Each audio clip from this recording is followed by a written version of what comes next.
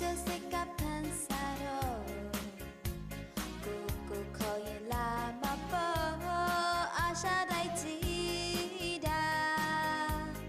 စိတ်ထဲကကျင်းတရားလွမ်းတဲ့စိတ်ကတွန်းပို့တော့ကိုခေါ်ရင်လာမှာပေါ့ပစိဖိတ်မောတရားကန်အေးရလာတာတွေးကြောတွေကဆွမ်းအေးများကိုဖန်ဆင်းပေးချလာ